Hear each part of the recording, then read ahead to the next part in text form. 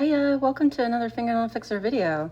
Let's play with reverse stamping. It's basically a fancy way of saying that we're gonna pick up the stamp, put it on the stamper, and then color it in before we put it on the nail. I've polished the nail for the background color, and I'm gonna do this fun little dinosaur skull because it's got some great little roses detailing it around the edge that I want to show you how to reverse stamp. The first thing we want to do when you're stamping with polishes, and today I'm going to be using some Maniology stamping polishes, which have great pigment and dry very quickly. So you always want to have your supplies ready to go. So I've got my plate, my scraper, and my stamper ready so that I'm not scrambling for them. Because one of the things with reverse stamping is that you want to pick up that stamp as neatly as possible.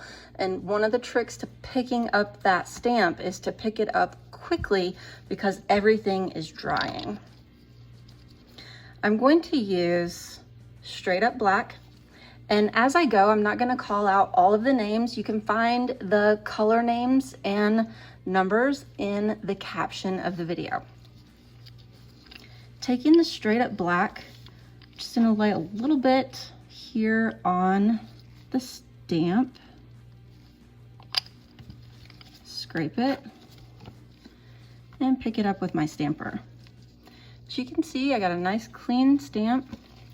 I'm gonna take the excess off the stamper that I don't need, and we are now done with the stamping plate. It has done its job, and it is good to go. While I'm waiting for that to dry for just the few seconds that it needs to dry, I'm going to go ahead and clean off the stamping plate.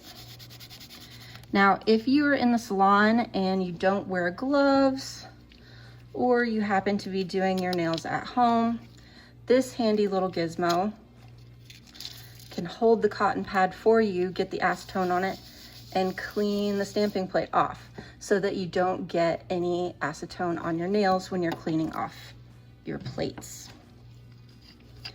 Close up our black so he's not going to dry out. And then we are ready to go to town and do some art on our stamper. Since I only need very, very small amounts of the stamping polishes to color in the stamper, I'm actually going to use one of my teeny tiny scrapers as a palette. It helps remind me to use small amounts. Let's polish the roses first. For the roses, I've chosen to do just a little bit of two varying shades of red, and to kind of throw some interest in visually, I'm also going to use just a smidge of a spiced orange so that it really makes the rose look dimensional because of the variation of color. You only want to polish with one color at a time because, again, they dry very quickly. And just use a really small brush or a dotting tool if you're comfortable using a really tiny dotting tool, because we're actually not going to try and polish this design. We're going to dot the color into place. So literally a teeny dot of color, and then get some on your brush and then put teeny tiny little dots of color where you want that to go. Don't fill in the entire rose. Leave some spaces between the different sections of the rose so that you can use the other colors to fill in different sections, because that's what's going to give it the visual dimension. Just work your way around and gently dot your color into the section. Try to stay in the lines, but it's really not the end of the world if you don't. Try to keep enough polish on your brush that your brush doesn't pick up your stamp. If you notice that it starts to stick to your brush a little bit, just get a little more polish so that you literally can just drop the polish off, kind of dot it off into the stamp.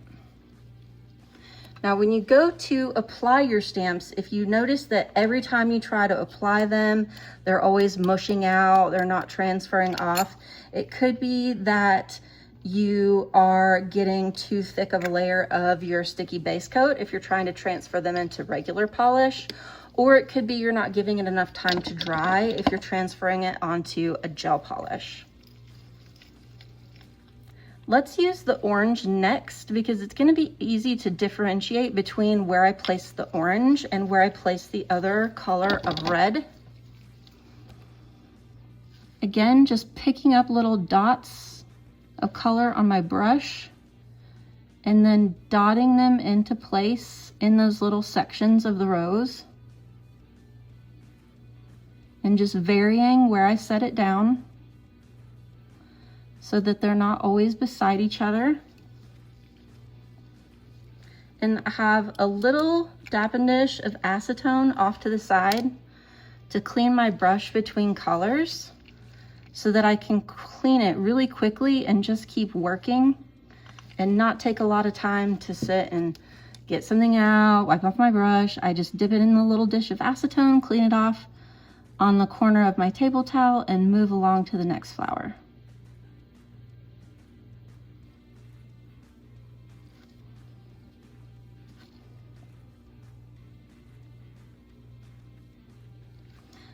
This does have some leaves, and instead of filling it in with a traditional green, which would really brighten it up, I would actually like to fill it in with kind of a soft lavendery teal.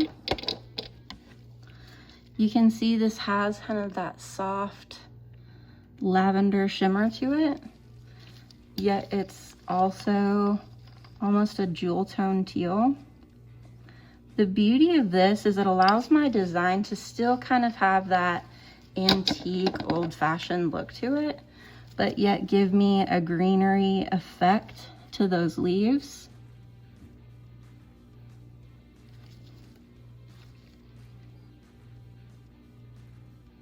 There's no right or wrong when you're coloring in your stamps. It literally is all about your vision or your client's vision.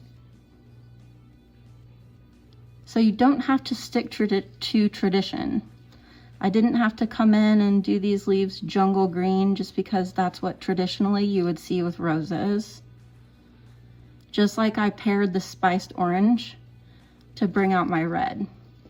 Now here I got my polish a little further down than what I want it, so I can just take this and really gently pick that up while it's still wet.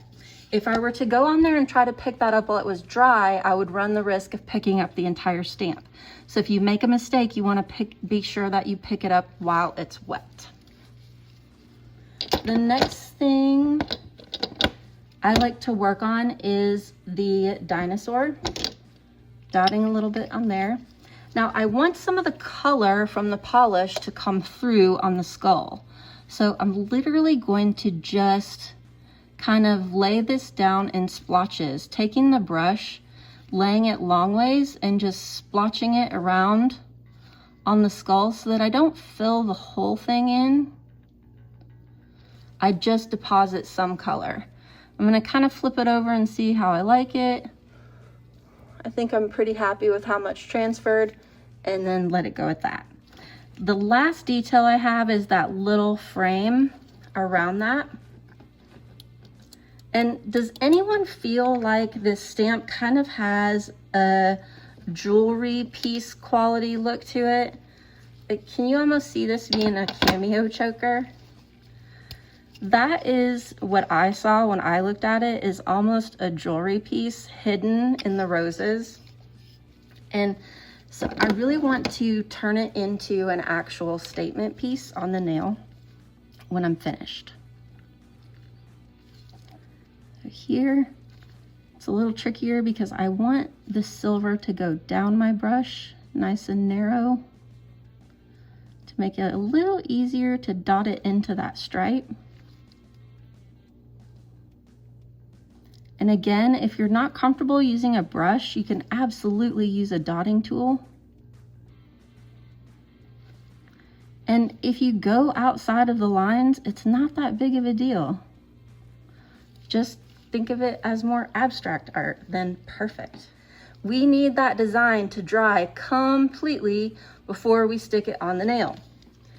The other thing we need to do, if we're gonna stick this on a regular nail polish, is use a layer of sticky base coat. Taking the Maniology sticky base coat, I want this to be wet because normally if I'm applying a reverse stamp, I'm applying it to gel polish. So I could do this and set it off to the side right before my client's appointment. I could make these up on my lunch break. My clients will usually send me their Instagram or Pinterest ideas first thing in the morning or the night before their appointment. So I have a chance to make these up before their appointment. If I'm doing a set that is normal polish, let's say I'm polishing toes, or if I'm putting nail polish on myself, once the nail polish is dry, there's nothing sticky here that will pull the design off the stamper. In comes sticky base coat. The trick is you want to apply the sticky base coat nice and thin so that it will dry in a reasonable amount of time and you don't smush your design because your sticky base coat didn't dry.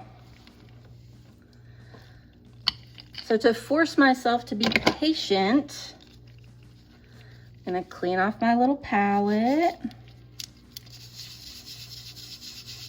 with some acetone. Set him aside. Ooh, that was close. Make sure my brush is cleaned off and put it away. Actually, I'm not gonna put it away because I still need it for the design, but I'm gonna get that all set up and away. And if you're wearing gloves, you can just kind of touch and see, all right, that is ready. If you're not wearing gloves, you're gonna have to go on a wing and a prayer. And because of the design that I'm gonna do with this, I'm gonna set it a little closer to the top and centered. Then just really gently press and roll to make sure the entire design comes off. And then I have my cute little dinosaur. And because this really reminded me of a cameo style jewelry or choker, let's take a little bit of black.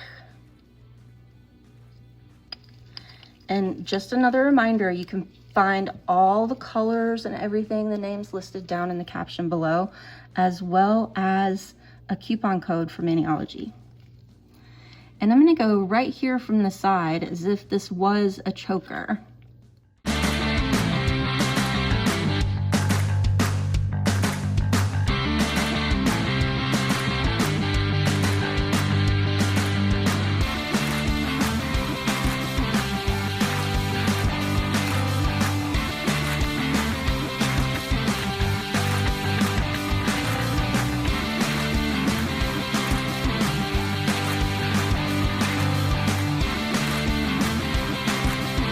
Once that has the opportunity to dry, take your favorite top coat and apply top coat. Maniology does have a top coat, or if you used a different nail polish, you can use the top coat that goes with your nail polish system. Then once your top coat dries, we're going to try a fun little trick to make this look like jewelry. Once you have some top coat on it, it really brings out that design, doesn't it? And see what I mean about leaving some spaces around the silver so that the color underneath comes through on that skull? It just really adds something to it to have that dual tone, right? What do you think about the roses? Having 3 colors in the roses just adds to the depth. This reverse stamping thing, weird name, awesome results. I hope this helped you with your technique. And now for the video bonus. we're gonna do something a little more fun to make this look like the jewelry that I felt like it is. Key here is going to be patience, and it's gonna take patience on your part and patience on the client's part. So make sure that you have allowed enough time for this to dry, that you've allowed enough time to do this, and that you are charging for your time, because your time has value. We're just gonna take the top coat and literally drip a tiny little dot right on the dinosaur's face and let that dry for about 2 minutes. And no, I'm not gonna make you sit here and watch for 2 minutes. We're gonna speed things up and jam. The top coat will kind of melt out just a little bit before it starts to dry. So that's why you want to start with a teeny tiny dot right in the center, because you want to allow for that melting out. After you give it 2 minutes to dry, it's probably melted out as far as it's going to melt. And depending on the viscosity of your top coat is how far it's going to melt out. If you find that it's still pretty thick, it's still got a pretty good little dome, you might want to give it an extra minute for the solvents to evaporate. Otherwise, it could still be trying to dry because it's a little on the thick side. If you have a thinner, runnier top coat, that 2 minutes may be plenty. Also, if the top coat is too runny, you may not be starting to get that little dome. So maybe save your old top coats that get a little bit too thick and use them for art instead of trying to put them on the nails and getting frustrated with them. Because you can always tip them over onto a palette and use them with brushes and dotting tools, and they become useful for art when they're too frustrating to get out of the bottom of the bottle because the brushes just aren't reaching. Basically, what we're gonna do is keep coming back and layering little dots .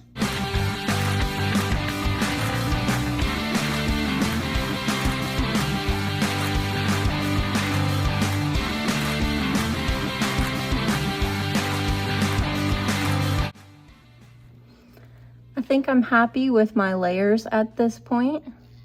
It's just the right height. I think if I went any thicker, it would start to get cloudy. So what do you think? It's kind of a fun little twist on a cameo choker. I hope this gives you some insight on reverse stamping. Maybe you figured out a little bit of troubleshooting, and I hope you had a lot of fun. Make sure you hit subscribe, check out the caption for the colors and your coupon code, and I'll see you next time.